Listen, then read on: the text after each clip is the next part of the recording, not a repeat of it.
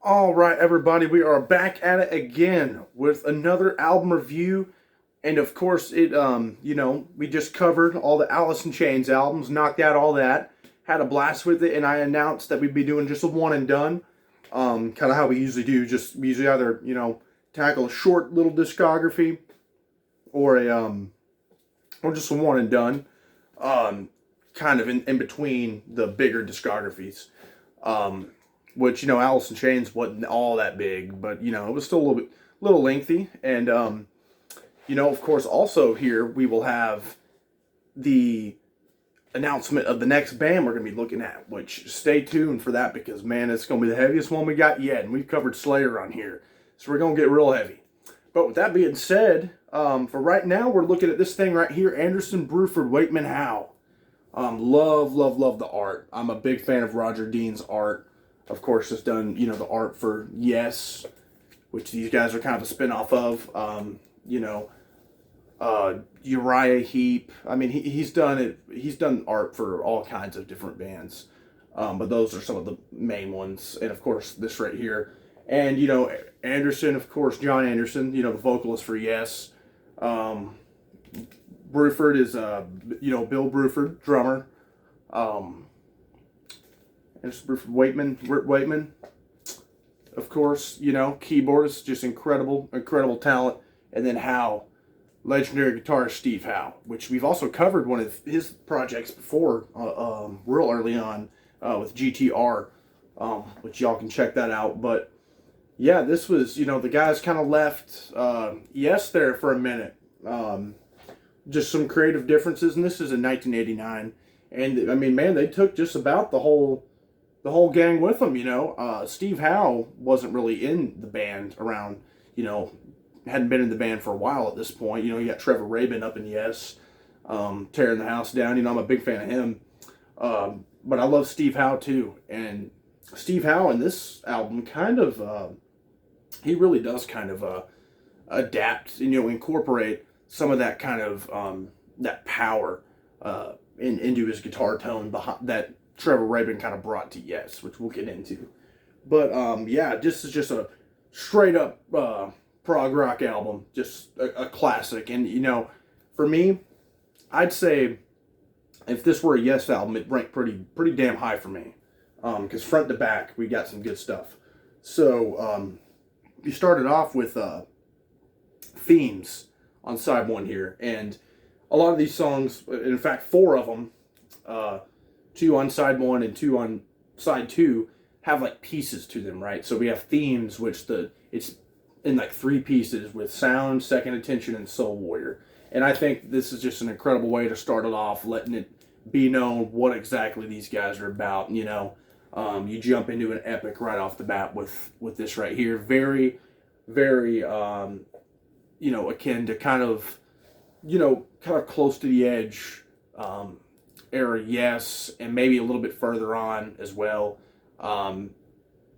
Yeah, in fact, I would say maybe a little bit. This album really has kind of, it's almost like a fusion kind of that like close to the edge kind of era of Yes, but with like the production and tones of some of the 80s Yes, with like 90125 and Big Generator. So it's a really cool kind of mixture, and they really knock it out of the park and really show that right off the bat with that track Themes. That's just, again, just an incredible journey of a track. Any of these piece ones we get to are just these journeys. Then we go on to Fist of Fire, which is a solid one here. A shorter one, to kind of break it up, give you a break from an epic for a minute. And I definitely dig this one. This one's probably, I'm trying to see, out of the shorter ones, it's up there for me. It's one of my favorites of the shorter tracks off here. I mean, obviously we're dealing with some prog rock stuff, and for me, the epics are what I'm going to be drawn to as far as the prog stuff goes. Those lengthy, 10, 11-minute tracks, which I don't think you get anything, lengthwise too far past that, maybe 12, 13 minutes at the most. But yeah, Fist of Fire is another really good one. I like the melodies they got going on here. Solid track to kind of follow up that epic.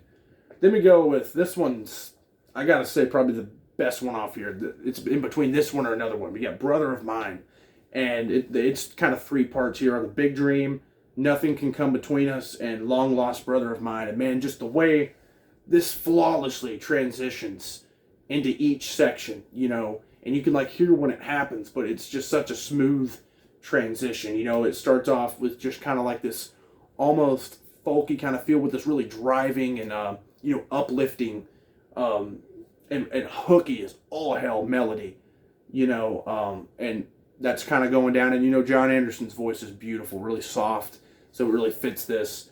Then it kind of takes almost like it turns almost a little, I wouldn't say dark sounding, but like it, almost kind of alien sounding, which, if you've listened to Yes, you kind of know what I'm talking about, where like this layering and like background vocals that John Anderson can kind of do and kind of sing in this tone that's just like, and then with Rick Wakeman doing his thing on the keyboard, it kind of makes kind of this alien kind of sound, and then it all picks back up with like this upbeat, long lost brother of mine section that is just really, really fun. And then kind of it goes back into like this really proggy and technical offbeat time signatures being delivered by Bill Bruford on the drums, and Steve Howe just kind of shredding it up.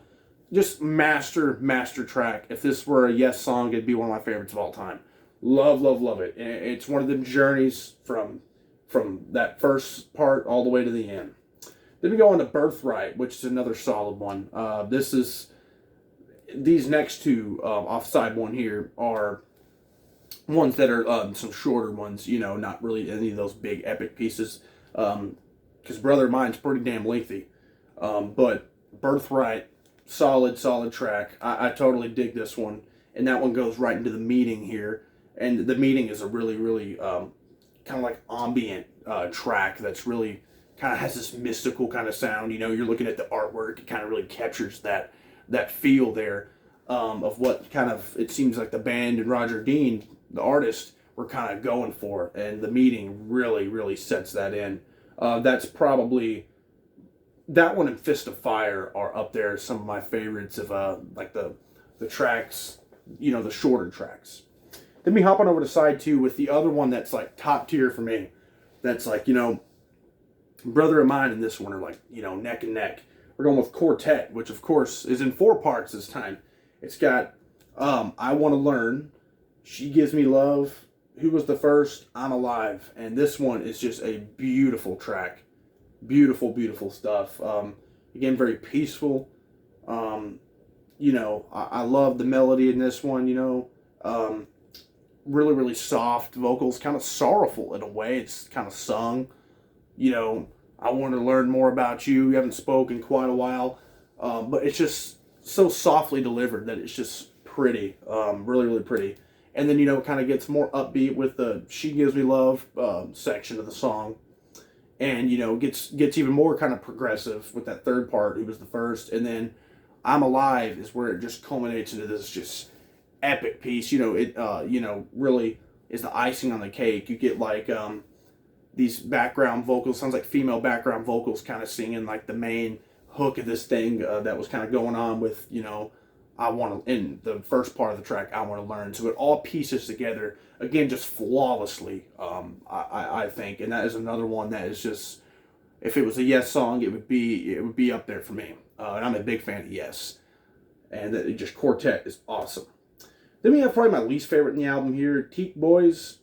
It's alright. It's not terrible or anything. Just kind of a filler track to me. Kind of a weird one, kind of a tribal, jungly kind of sounding track at some parts, but it's not, it's not my favorite, but it's alright, It's got its place on here to kind of break it up in between the next, and the final kind of bigger one on here, Order of the Universe, which has 4 parts as well. Order theme, Rocks Give Courage, It's So Hard to Grow in the Universe. And this one is also kind of follows that kind of style that, that on the meeting, the track The Meeting, where it's really, really mystical sounding, really, really cool, and kind of just a vibrant track that is just, it kind of, and that's what I love about all these 4 different, epics, is that they each kind of have their own identity, while kind of capturing, while kind of going in the same direction. Like themes in Order of the Universe kind of have a similar feel, but, you know, are easily distinguishable. And same with Brother of Mine and Quartet. Both kind of have that pretty, uplifting kind of feel, but they're totally distinguishable because they're just, you know, incredibly unique tracks. And Order of the Universe is another, just one of my favorites off here. It's got like this kind of hypnotic feel to it. And I think a perfect epic to kind of close out this thing. You know, but this isn't the final track, but a good closing, like, epic piece before you get to the final track, which is Let's Pretend. And that's another really, really good one. I dig this track. I think it's a great ending. Would it maybe have been better, I think, maybe closing it with one of these epics like Order of the Universe? Maybe. Like a grand finale sort of thing. But Let's Pretend has its place on this album, and I don't have an issue with it at all closing. I think it's a great track. Another standout on here as well. But those, you know, as you can tell, those epics, those four, you know, themes, Brother of Mine, Quartet, and Order of the Universe are like my top right there. Those lengthier tracks with each different piece and everything, that just flows so well together. That's where I'm really drawn in when it comes to, like, you know, prog rock, and I just love, you know, prog metal, whatever, just anything prog. You know, I love that stuff, and I love those epics, man, because it's like telling a story. You know, I'm a big fan of bands like Dream Theater and Opeth as far as the prog metal side go. I love Yes, this band right here, obviously. You know, Rush is awesome. There's so many great bands. Flower Kings is another great prog band that's, I think, is pretty damn underrated. So there's all kinds of great stuff out there. Marillion, another great prog band. And this is just, I think this is a highlight for me as far as prog rock goes. Just an incredible album, and a great one and done, you know, for them. Because, you know, of course, after this, the guys would join back Yes, and they would all get together and do the album Union. And that would have just, you know, everybody from all over the board jumping in on that thing. So this is just a great kind of almost a tribute to the classic era of Yes, with, you know, 4 key members in here. I mean, we're missing Chris Squire's bass on there, of course, but, you know, you got Anderson, Bruford, Wakeman Howe right here. Big time players in the prog scene. Incredible musicians, all in their own right. And then, so, of course, when you're getting these guys together for the big members of Yes, then you're going to have something as incredible as this. So this is just an awesome album, guys. This is front to back. You know, I like to kind of change it up from some stuff that we, you know, cover on here. We were just covering, you know, kind of a 90s or a 90s metal band, you know, or some people call them grunge, with Alice in Chains. So we jump into some prog rock. We've covered pop on here before, like synth pop with Mr. Mister. You know, we've covered, like, you know, some classic kind of radio rock with prog elements with GTR. Of course, the heavy metal stuff is where we typically stick around with you know, Black Sabbath and Slayer and all that, Dio, Judas Priest, and that leads me right in to who we're going to be announcing next, guys. We're going into the death metal territory with none other than Death. That's right, we're going to be looking at Death. They don't got a lot of albums, unfortunately, but I think, 7 or 8 albums they do have are all just, you know, they're all grand enough and significant enough to just stand out each on their own. And I think this is going to be a really fun and unique discography to tackle here. Death is a very technical band. I know death metal might not be for everybody, you know. I kind of said the same thing when we went into Slayer, you know, how that's like really freaking heavy. And, you know, because that's some heavy freaking thrash Slayer is. But we're jumping into the death metal scene here, where and Death is the band that really got me into death metal. I'm still, you know, and I only got into them maybe a year or two ago, into death metal. So, you know, I'm still relatively newish to death metal, but I've already just discovered so many awesome death metal bands like Obituary, Cannibal Corpse. You know, we're looking at Morbid Angel. I mean, just there's so many great ones out there, man. I mean, I guess Crowbar aren't death metal; they're more doom sludge metal. But they're an awesome band. I mean, shit, you know, so many great death metal bands out there. 6 Feet Under, that, and you know, I could go on and on about all these different death metal bands I've been, you know, blessed to discover. You know, and I can thank Death, the band Death, for that, because man, next time, of course, we'll be looking at their debut album. And I think 1987 is when that thing dropped. Scream Bloody Gore. And the artwork is so freaking sick on these albums. Most of them going to be, you know, are done by, I think Ed Repka is his name. One of my favorite album artists who's done stuff for Toxic and stuff like that. And Megadeth even. So stay tuned for that, guys. We're jumping from a prog rock, you know, epic, you know, keyboard heavy thing straight into freaking death metal. That's the beauty of it. You know, there's awesome stuff all around the board. So I'm super hyped to be jumping into this. Chuck Schuldiner, just a genius, and I'm super excited. Can't stress it enough to kind of look back into these. You know, you know, like I've said before, I kind of take a bit of a break from listening to the band I'm going to be, you know, covering for a little while. So it's been, you know, several months since I've even popped a track on from Death, because I knew I was going to be, you know, coming up and reviewing them and ranking them all soon. So stay tuned for that, guys. Let me know what you think about this right here, you prog rock guys out there. And, you know, let me know what you guys think about what we're covering next with the band Death.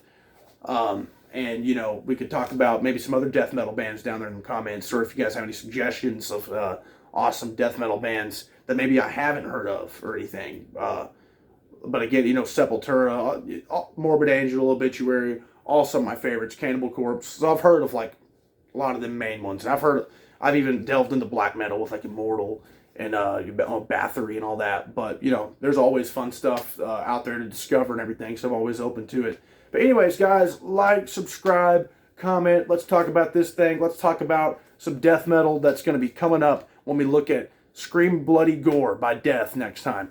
Thanks.